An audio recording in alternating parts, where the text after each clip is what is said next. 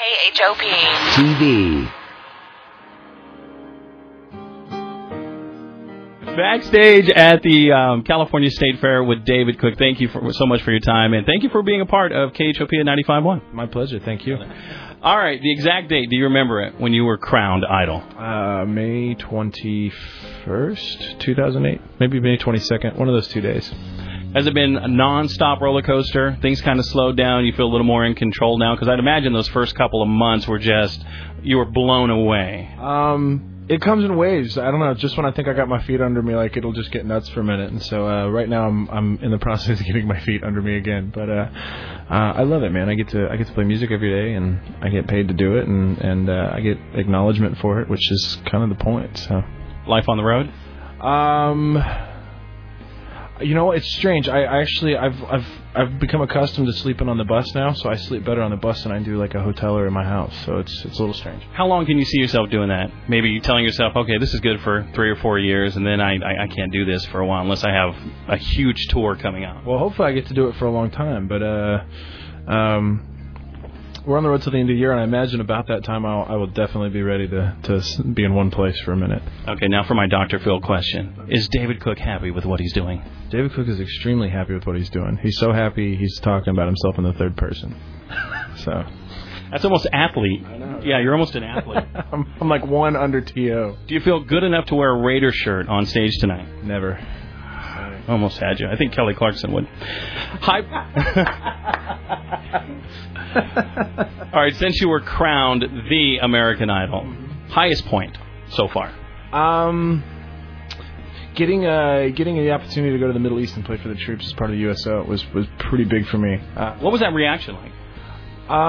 They seemed genuinely appreciative that we came out, and for me it was a great experience, just kind of all around. To be able to go out there and play music is always kind of that was a cool badge of honor to be able to wear, and then pass that to kind of see a little more, I guess, of what goes on than what you see on the news every night, and to really kind of meet some of these soldiers one-to-one was kind of really fulfilling. I don't know. I'm hard pressed to think of anything that I've felt that good about. What's the name of your band?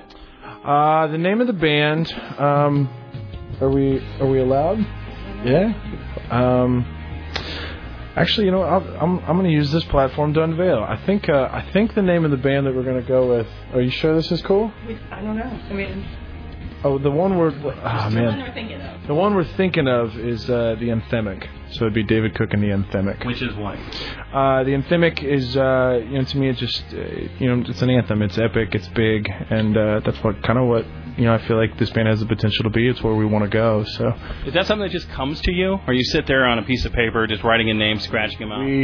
We tried for months for a band name, and this is just kind of the one we're shooting for at the moment. So okay, Come Back to Me, huge. Getting great phone calls, great reviews at KHOP at 95.1. The album, tell us about the album. Where does it stand right now?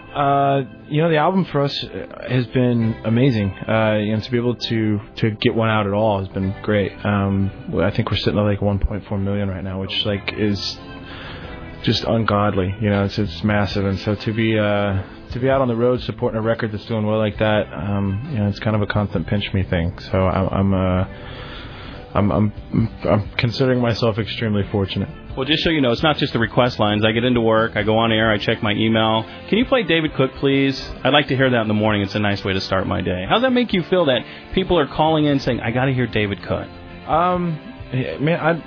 That's everything. I don't know that we'd be able to do what we love to do every day if it weren't for people kind of supporting the record and supporting the songs and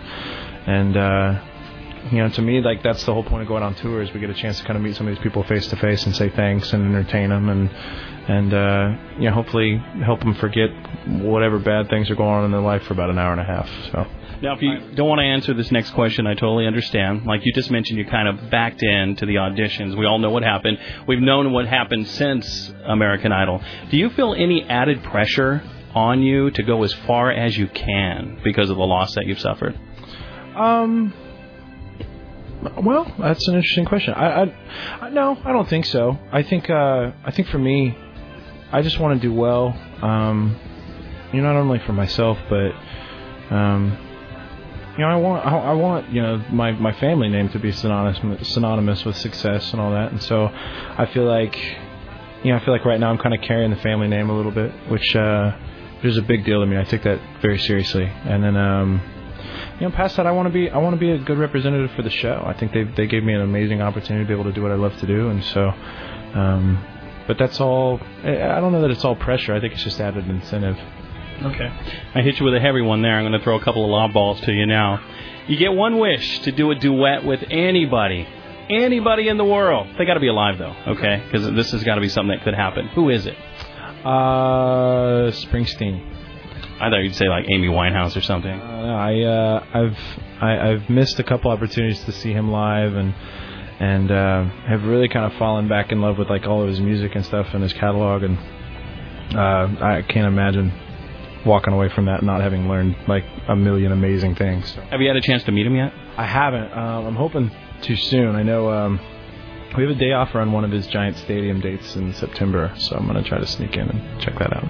That would be amazing to make that happen. All right. And finally, my last question is, looking ahead, 5 years, maybe you're saying, I'm a little tired of the music. I kind of want to branch out a little bit. Are you the next Will Smith? I can only hope, right? I don't know. I think my goal is always just to be happy, and if that's playing music, awesome. If it's doing something else, then it's doing something else. I don't know. So if Hollywood comes to you and says, David, we want a singing cop for this new CSI show. You want to do it. We're going to get you on TV. You'll be the lead. I don't look real good in the uniform, so who knows? You can go plainclothes. Okay, plainclothes officer. Yeah, I'm in. All right.